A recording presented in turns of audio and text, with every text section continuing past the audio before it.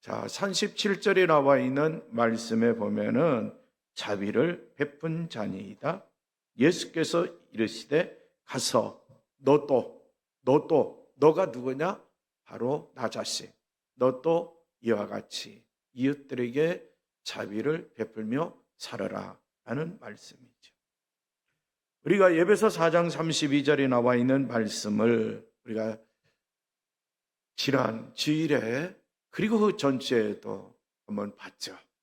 서로 친절히 대하며 불쌍히 여기며 하나님께서 그리스도 안에서 여러분을 용서하신 것 같이 서로 용서하라. 서로 불쌍히 여겨라. 그렇죠? 너도 이와 같이 이웃에게 자비를 베풀어라. 이것은 관심을 그렇죠? 표현하고 있는 말씀이죠. 이웃들을 불쌍히 여기는 거 관심의 대상. 이웃들에게 자비를 베푸는 거 관심의 대상이 돼야 돼요. 그래서 설교 제목을 보면 피에타, 관심의 표현 그랬어요. 피에타, 관심의 표현. 이 피에타는 이탈리아입니다. 이탈리아. 피에타. 왜 이탈리아 피에타가 관심의 표현이 될까? 자, 들어보면 아실 거예요. 우리가 믿고 섬기는 하나님께서는 우리 모두가 오늘날 예수님을 필요로 하는 사람들에게 하나님의 긍휼을 전달하는 통로가 되어주시기를 기대하고 있어요. 하나님의 긍휼하심, 하나님의 성품이에요. 예수님도 우리에게 긍휼을 베풀어 주시죠. 불쌍히 여기는 것, 긍휼을 베푸는 것 거의 동의어예요. 긍휼히 여기다, 불쌍히 여기다. 바로 예수님의 성품입니다. 우리들도 예수님의 마음을 품고 이웃들에게 자비를 베풀고 이웃들을 불쌍히 여기는 마음을 가지고 살고 긍휼히 여기는 마음을 가지고 살고 내가 뭐 잘나서 가진 거 있어서 권세가 있어서 능력이 있어서 그런 게 아니죠. 아주 순수하게 진리의 말씀이 내 마음속에 살아 역사하시고 내 마음의 성전에 예수님의 마음을 품고 살면서 긍휼히 여기는 삶, 불쌍히 여기는 삶, 예수님의 성품이 나를 통해서 나옵니다. 하나님은 이런 삶을 살기를 원하시는 거예요. 아까도 말했지만 피에타, 이탈리아라겠죠. 그 피에타가 뭔가 저도 궁금해서 또 그렇죠. 사전을 찾아보는 거예요. 요즘은 아주 좋은 시대. 사전에 들어가면 AI가 얼마나 잘 가르쳐주는지 몰라. 옛날에는 그렇지 않았는데 요즘에는 너무나 친절하게 잘 가르쳐주고 있어요. 피에타는 기독교 미술에서 십자가에서 내린 그리스도의 시체를 무릎에 놓고 애도하는 마리아를 표현하는 주제입니다. 사실 그렇죠. 이런 일은 없었어요. 이런 일은 없었어요. 예수님 십자가에서 달려 돌아가셨죠. 그렇죠. 마리아의 무릎에 앉혀가지고 이와 같이 했는데 그건 없습니다. 그건 없어요. 성경을 잘 보세요. 마리마다 요셉이 준비한 불에 예수님을 배장합니다.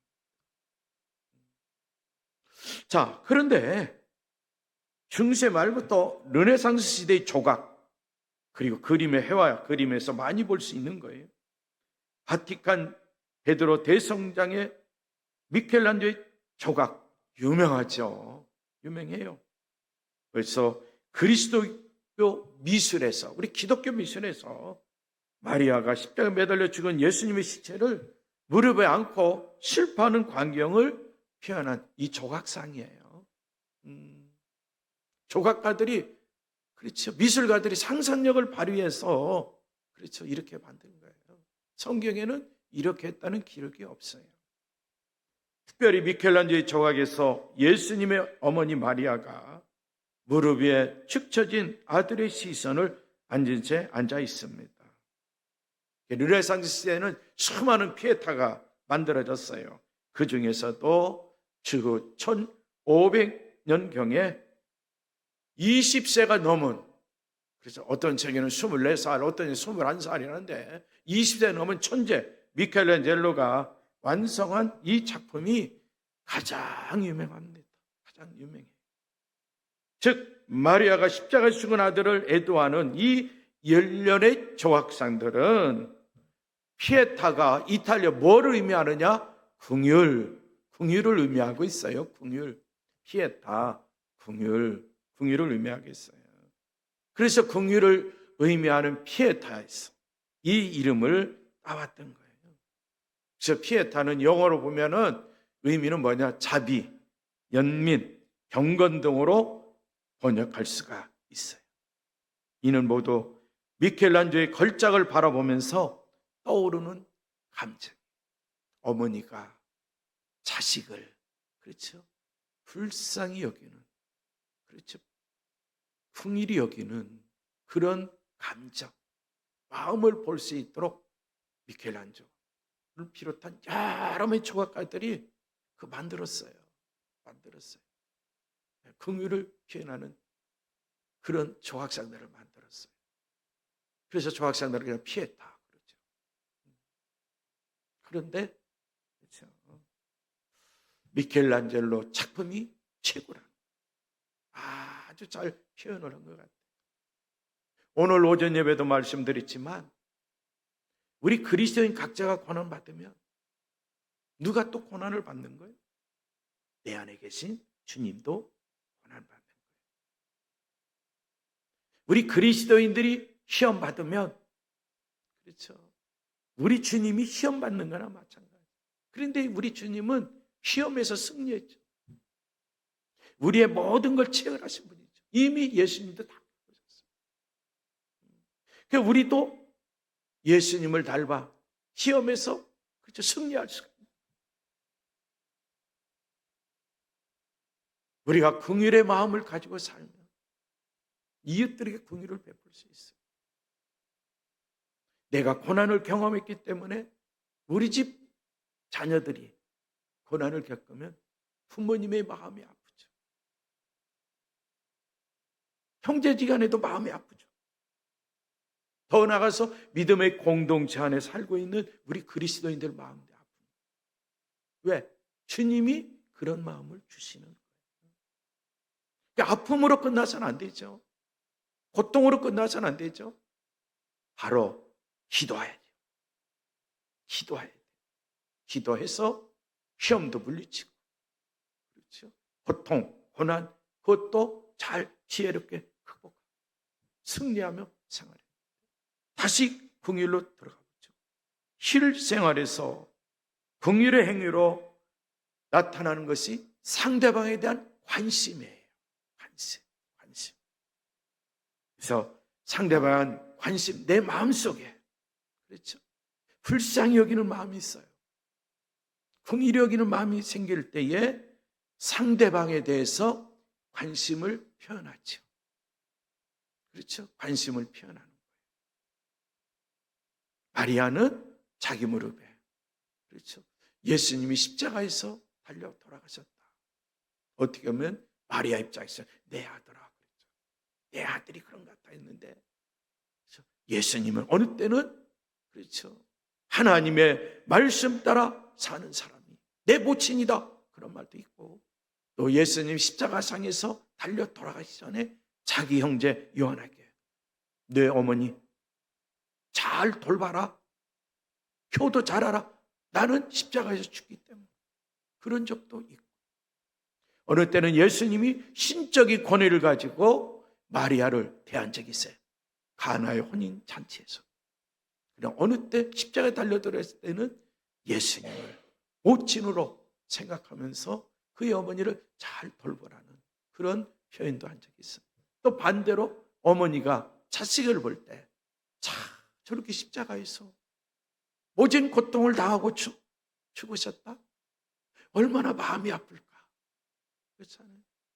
마음의 아픔. 그래서 긍휼히 여기는 마음이 생기고 불쌍히 여기는 마음이 생기고 그걸 이제 조각상으로 표현한 것이 피에타다 그렇게 이제 표현하는. 그래서 관심의 표현. 미켈란젤로의 피에타 표현에 낸 마리아의 자비로운 얼굴은 인간들이 어떤 긍휼의 자세를 가지고 살아야 되는지 그 조각상을 통해서 우리에게 가르쳐주고 있는 거예요. 가르쳐주고 있는 거예요. 그럼에도 불구하고 안타까운 것은 피에타, 이 긍휼을 참 가장하기가 쉽다는 거예요. 무의션하기가 쉽다는 거예요. 예를 들면 연극에 등장하는 배우들 있잖아요. 연극에 등장하는 배우들, 특별히 그리스 연극에 등장하는 배우들 가장을 합니다. 긍휼이라는 이 표현을 가장해요. 사실은 마음속에서 우러나와야 되는데 배우들은 그렇게 마음속에서 우러나지 않고 어찌할 수 없이 작품을 발표하기 위해서 그렇죠? 긍휼이라는 가면을 쓰고 무의선하는 것을 들키지 않고 그렇죠? 표현하는 걸 보게 돼요. 특별히 가면 무대라는 게 있잖아요. 거기 가면은 거기에 초대된 손님들 모두 다 가면을 쓰고 자기 자신을 감추고 그렇죠? 표현하는 것을 볼 수 있죠. 거기에는 긍휼도 베풀고 그렇죠? 등등 여러 가지로 하는데 다 가면 쓰고 있는 거예요.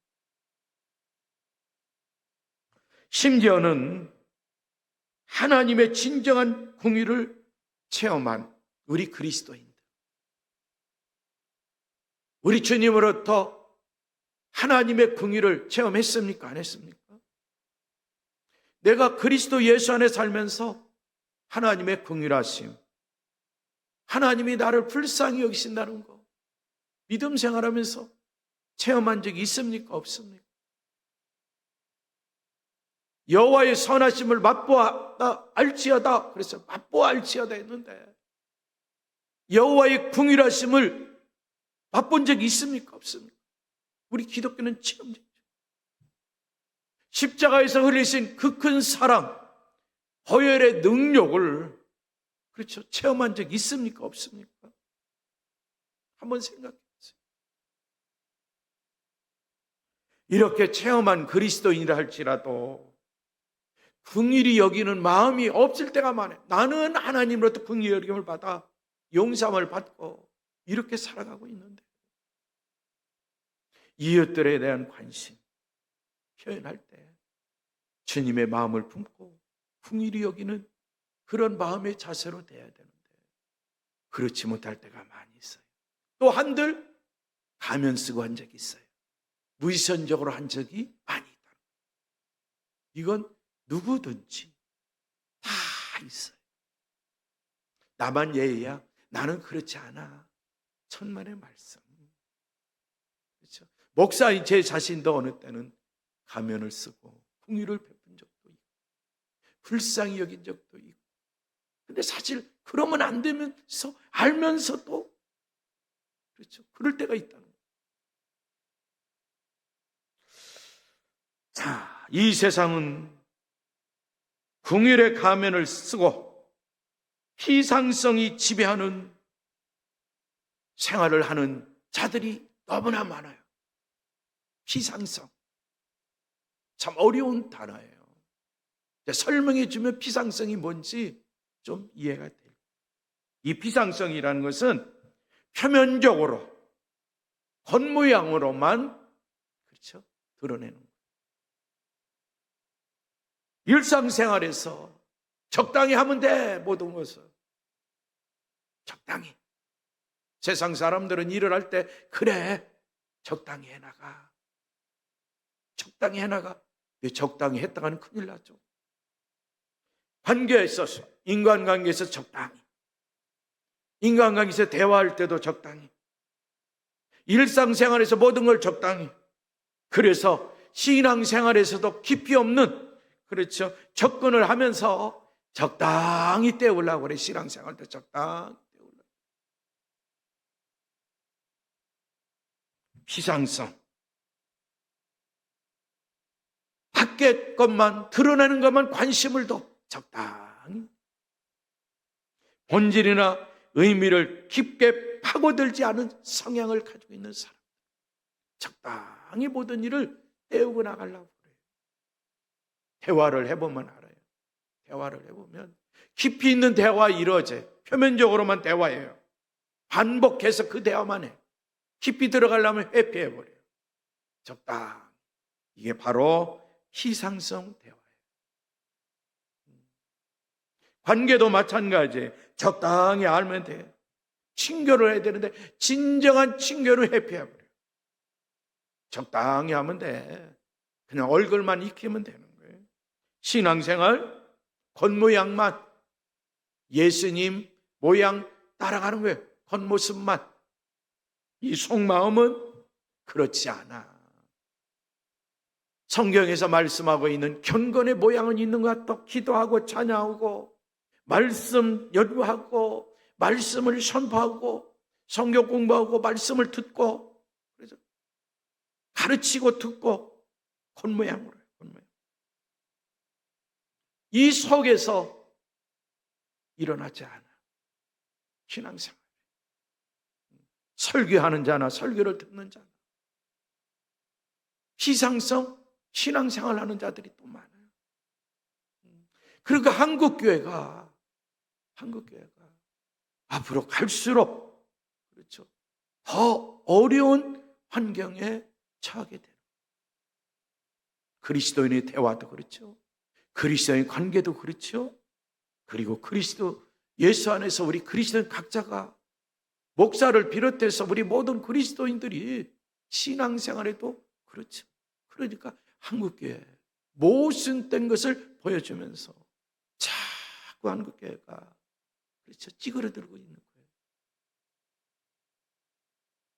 우리는 적당히 하려는 습관 버려야 돼요. 대화도 적당히 그렇죠. 그냥 적당히 하면서 생활하려면 안 돼요. 관계도 마찬가지. 바로 신앙생활도 마찬가지. 신앙생활.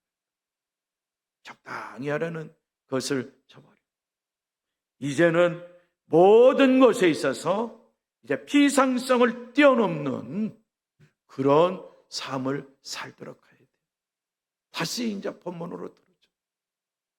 우리가 긍휼을 베푸는 것도 적당히 겉모양으로 그렇게 써야 돼요. 긍휼의 가면을 썼다면 우리는 긍휼의 가면을 벗어버려야 돼요.